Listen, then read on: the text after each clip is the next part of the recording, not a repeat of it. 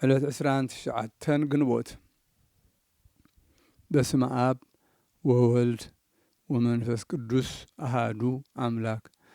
ዕለት 29 ግንቦት እዛ ዕለት እዚኣ ንጎይታና ኢየሱስ ክርስቶስ መዘከርታ ልደቱ እያ። ምስጋና ንዑ ይኹን። ኩሎም ደቂ ቤተ ክርስቲያን በብወርሑ ዘብዕልዎ ስርየት ኃጢአቶም ዝልምንሉ ዕለት እዩ። ይቕሬታኡን ምሕረቱን ምሳና ይኹን ንዘለዓለመ ዓለም አሜን።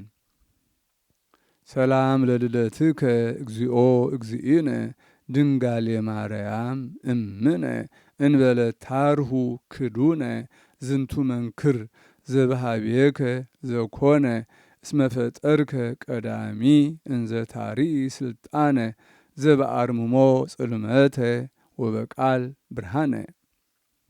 ሰላም ንልደትካ ወጎይታ ጎይታና ካበዲኻ ማርያም ብዕፁ ድንግልና እዚ በኣኻ ዝኾነ መንክር ንዓናውን ዘደነቐና ቀደምውን ዝፈጠርካ ስልጣንካ ዘርአኻና ብስቕታ ጸልማት በቓልካውን ብርሃን ጸጎኻና ብርሃን ሃብካና።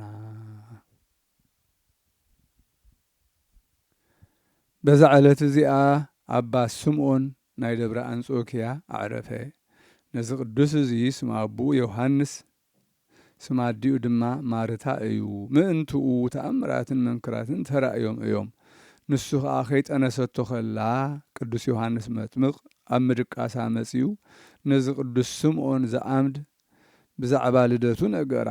እቲ ካብኡ ዝኸውን ከዓ ነገራ ምስ ተወልደ ወዲ 7 ዓመት ምስ ኮነ ናብ ደብረ አንጾኪያ ኸደ። ነብሱ ኣብ ትሕቲ ኣርዑት ምንኩስና ኣእተወ።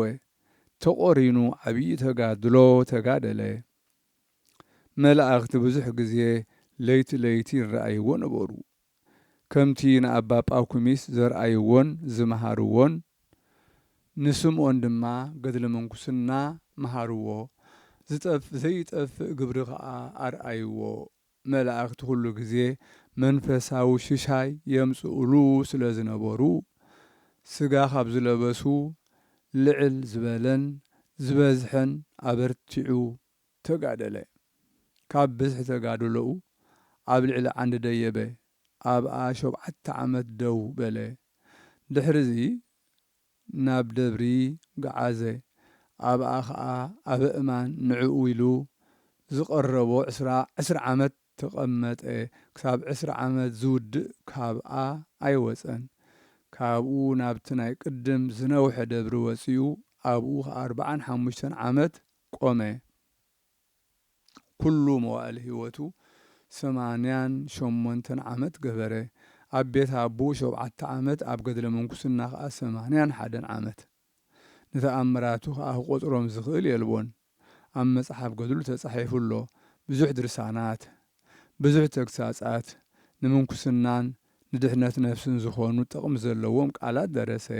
ካብ መጻሕፍቲ ቤተ ክርስቲያን ከዓ ብዙሓት መጻሕፍቲ ተርጎመ። በረኸቱ ምሳና ይኹን ንዘለዓለመ ዓለም አሜን። ሰላም ለስምዖን ዘተበስረ ጽንሱ በአፈ ዮሐንስ መጥምቅ እንተ ኢየሱ እንዘይትለአክዎ ዘልፈ መላእክት ለማህሰሱ ፈጸመ ምግባረ እንተወጠነ እምንእሱ እምዓመተ ወልደ በዓመት ስሱ። ሰላም ንስምዖን ዝተበሰረ ጽንሱ በአፈ ዮሐንስ መጥምቕ ዘይሕሱ እናተለአኽዎ ኩሉ ሳዕ መላእኽቲ ንድልየቱ ንማህሰሱ። ተግባራቱ ፈጸመ ዝሓሰቦ ብንእሱ ምስ ተወልደ ብዓመታት ስሱ። ብዓመታት 6 ዓመቱ ማለት እዩ። በዛ ዕለት እዚኣ ንኣባ ኣፍጼን ንኣባ ጉባን ካብ ተስኣቱ ቅዱሳን እንግልጋ መዘከርታኦም፣ ከምኡውን ይስሐቅ መነኮስን ዕረፍቲ እስክንድር ንጉስ ወዲ ፊልጶስን እያ። እግዚአብሔር ብጸሎቶም ይምሓረና ንዘለዓለመ ዓለም አሜን።